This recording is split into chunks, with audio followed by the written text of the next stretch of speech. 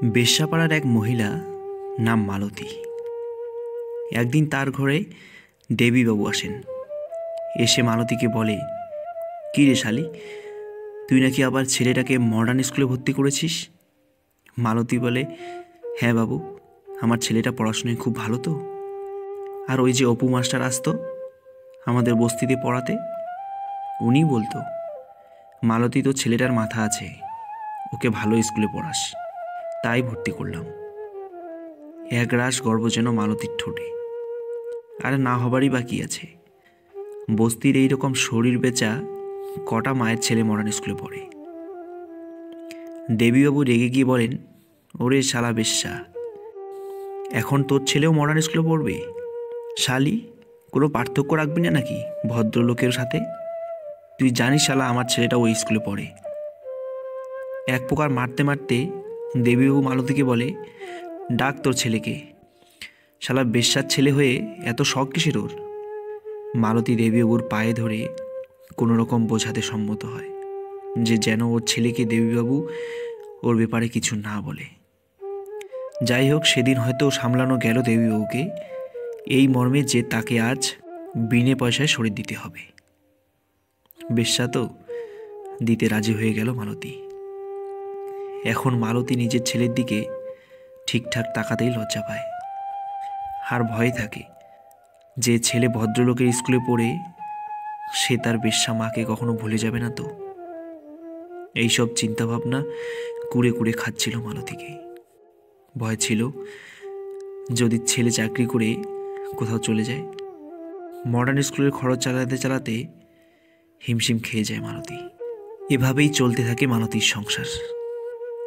তবে এই বেশ্যাটাকেও হয়তো সাথ দিয়েছিল ঈশ্বর। তার ছেলে পরীক্ষায় প্রথম হয়েছে। আজ মালতী তাড়াতাড়ি বাড়ি ফিরেছে। আজও ধান্দাও করেনি, কাউকে ছুতেও দেয়নি নিজেকে। ছেলে বাড়ি ফিরতেই মাকে জড়িয়ে ধরে বলে, মা, আমাদের স্কুলে কাল পুরস্কার বিতরণী অনুষ্ঠান, তোমাকে নেমন্তন্ন করেছে, এই দেখো কার্ড। তুমি যাবে না মা? মালতী বলে, না রে, তোদের এত বড় স্কুল, সব বড় বড় লোকজন আসবে, আর আমি গরিব মানুষ, ওখানে গিয়ে কি করব? না মা, কাল তোমাকে যেতেই হবে, না হলে আমিও যাব না। কোনো রকম জোরপূর্বক মালতী যেতে রাজি হয়। পরের দিন খুব সকালে উঠে মালতী খুঁজে রেখেছে মালতীর বরের দেওয়া প্রথম উপহারের তাঁতের শাড়িটা। আজ তার খুব আনন্দ যে আবার সে ভদ্রলোকেদের সাথে মিশবে কিছুক্ষণের জন্য। স্বামী মারা যাওয়ার পর এই প্রথম। যাই হোক, মডার্ন স্কুলের ছেলের সাথে মালতী, অপূর্ব অনুভূতি হচ্ছে তার। কত লোক, ভদ্রলোক, কত বড় বড় ব্যাপার, কিন্তু সেই ভয়টা পিছু ছাড়েনি। ছেলে যদি বুঝে যায় যে আমি বেশ্যা। অনুষ্ঠান হলে ঢুকতেই মালতী দেখে সামনের সিটে বসে দেবীবাবু। মালতী লজ্জায় ভয়ে পিছনে গিয়ে বসে, যাতে দেবীবাবু তাকে দেখে না ফেলে। দেখলেই আজ হয়তো সব জেনে যাবে সবাই। ছেলের কাছে মালতীও আজ বেশ্যার পরিচয় পেয়ে যাবে। অনুষ্ঠান তখন শুরু হয়ে গেছে। এবার মালতীর ছেলেকে স্টেজে ডাকলো পুরস্কার নেওয়ার জন্য। কিন্তু মালতীর চোখ নিচে, মুখ নিচে। সে দেখবে না, কারণ যদি দেবীবাবু দেখে ফেলে।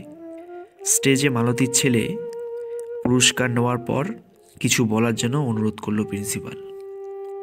এরপর তার ছেলে মাইকের সামনে এসে বলে, আমি দেহ ব্যবসায়ীর ছেলে। হ্যাঁ ম্যাডাম, আমি গর্বিত আমি ওনার ছেলে। গোটা ঘর নিস্তব্ধ হয়ে গেল। ওই দেখো আমার মা, শেষ সিটে মাথা লুকিয়ে বসে আছে।